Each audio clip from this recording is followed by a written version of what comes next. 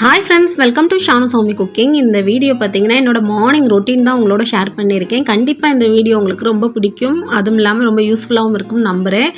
கண்டிப்பாக எங்கள் வீடியோ உங்களுக்கு பிடிச்சிருந்தா மறக்காமல் ஃபுல்லாக பார்த்துட்டு சப்ஸ்கிரைப் பண்ணுங்கள் ஃப்ரெண்ட்ஸ்.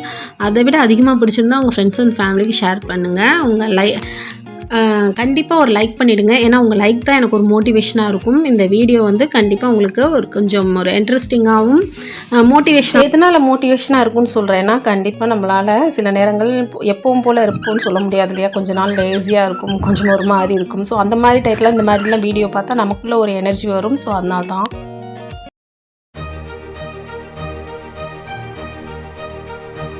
இப்போ டைம் பார்த்தீங்கன்னா ஒரு 3:30 இருக்கும். ஸோ 3:30 போல் நான் செடியெல்லாம் பார்த்தேன். ஃபஸ்ட்டு வந்தோடனே செடியை தான் பார்த்தேன். பார்த்துட்டு ஃபுல்லாக அங்கே கூட்டியெல்லாம் விட்டுட்டு தண்ணி தெளிக்கணும் இல்லையா. ஃபஸ்ட்டு உள்வாசல் கூட்டிகிட்டு அப்புறம் வெளிவாசலையும் கூட்டிகிட்டு தண்ணி தெளிக்கணும். ஸோ அதனால தான் இந்த துளசி செடி பார்த்திங்கன்னா இப்போ நான் கையில் பிடிச்சின்னு பார்த்திங்களா, அது துளசி. நான் துளசி மாடம் வாங்கிலாம் வைக்கலை.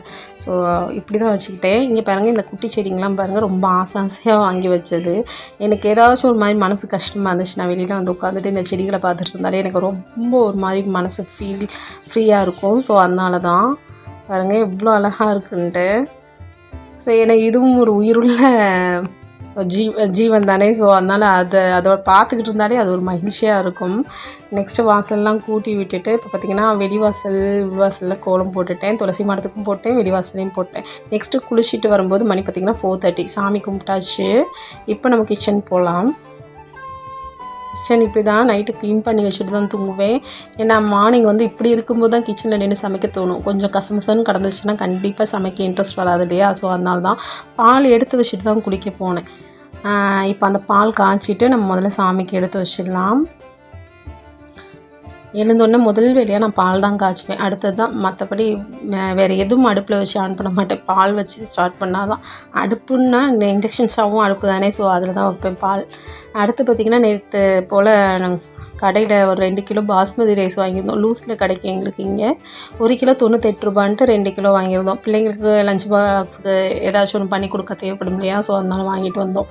தீர்ந்துருச்சு, கொஞ்சம் போல் தான் இருந்துச்சு, அதனால் வாங்கிட்டு வந்தோம். இப்போ ஜீரா ரைஸ் செய்கிறதுக்காக தேவையான அளவுக்கு நம்ம ரைஸ் எடுத்துக்கலாம். பார்த்திங்கன்னா இந்த கப்பில் நான் 2 கப் அளவுக்கு ரைஸ் எடுத்திருக்கேன். இப்போ பால் பொங்கி வந்துருச்சு. முதல் வேலையாக நம்ம சாமிக்கு எடுத்து வச்சிடலாம்.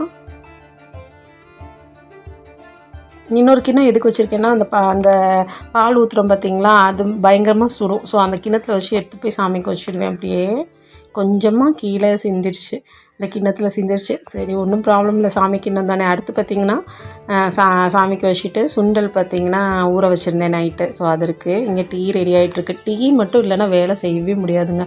அது டீ குடிக்கக்கூடாதுன்னு நானும் நினைப்பேன். பட் காலையில் கண்டிப்பாக ஒரு டீ குடித்தாதான். இது இன்றைக்கி கிரேவி, சன்னா கிரேவிக்காக எல்லாம் எடுத்து வச்சுருக்கேன். சோம்பு, ஜீரகம், மிளகு, பட்டை, கிராம்பு, ஏலக்காய் 1, கொஞ்சமாக இது கசகசை எடுத்திருக்கேன். அது கூட பார்த்திங்கன்னா ரொம்ப சின்னதாக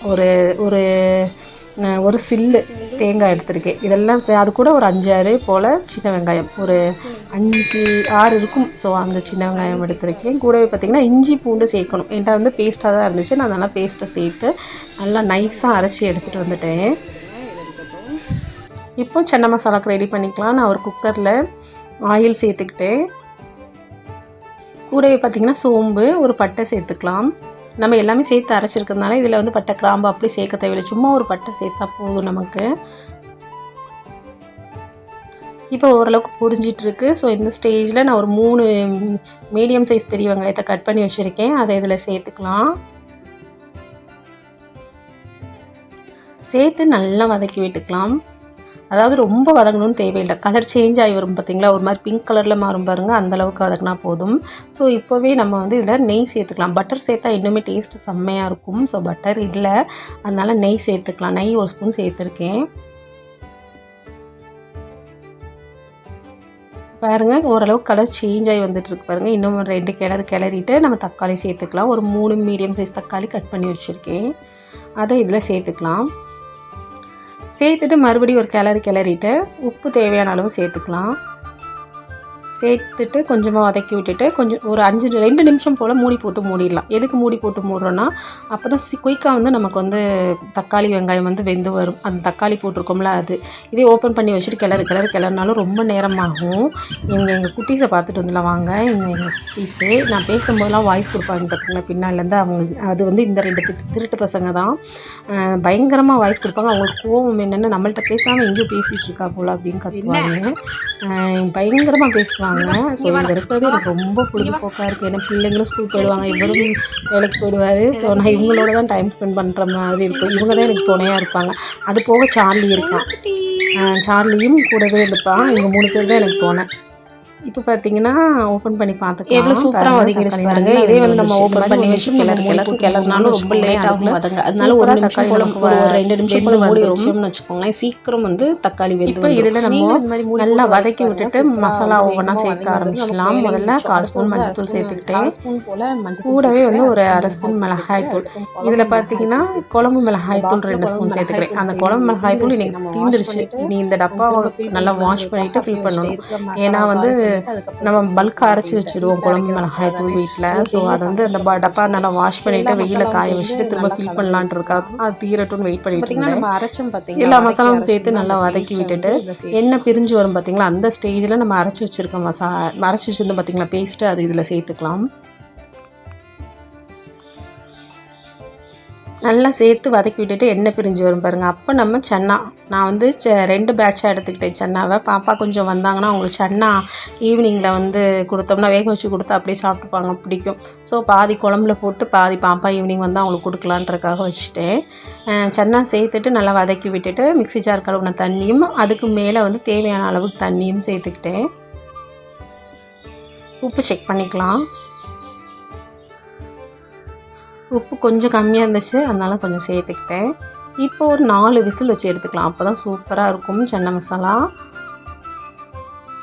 இங்கே பார்த்திங்கன்னா நான் வந்து ஜீரா ரைஸ் பண்ண வந்துட்டேன். இதுக்கு 1 ஸ்பூன் நெய் சேர்த்துக்கிறேன். கூடவே கொஞ்சமாக ஆயில் சேர்த்துக்கிறேன், ரீஃபைண்ட் ஆயில் சேர்த்துக்கிறேன். ஃபுல்லாகவுமே நெய்யில் செஞ்சால் பிள்ளைங்களுக்கு திகட்டும் இல்லையா, மதியம் சாப்பிடும்போது ஆறிடும். ஹாட் பாக்ஸில் தான் வச்சு கூட போயிருந்தாலுமே ஆறிடும், பிள்ளைங்களுக்கு பிடிக்காது இல்லையா, அதனால் கொஞ்சமாக நெய் சேர்த்துருக்கேன்.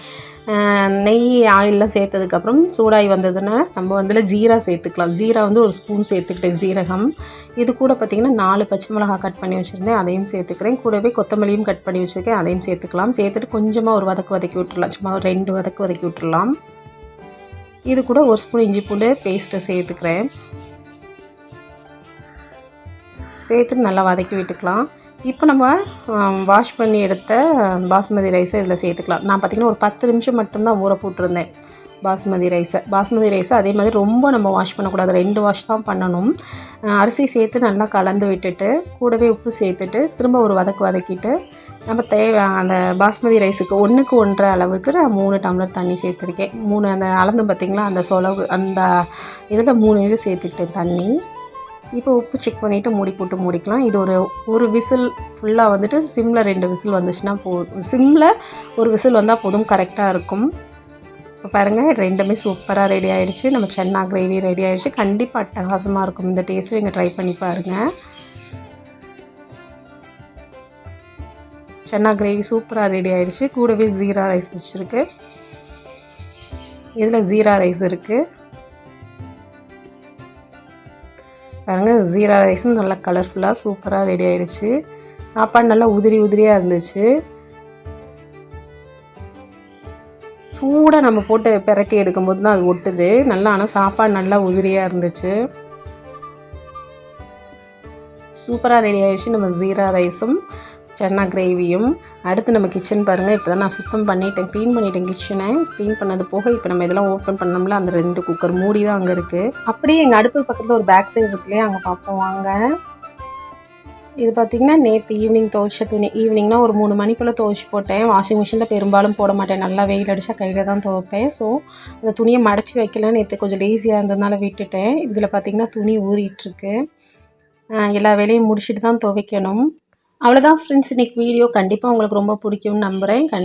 மறக்காமல் எங்கள் சேனலை ஃபுல்லாக பார்த்துட்டு சப்ஸ்கிரைப் பண்ணுங்கள். ரொம்ப பிடிச்சிருந்தால் லைக் பண்ணுங்கள். உங்கள் லைக் தான் எனக்கு ஒரு மோட்டிவேஷனாக இருக்கும். தேங்க்ஸ் ஃபார் வாட்சிங்.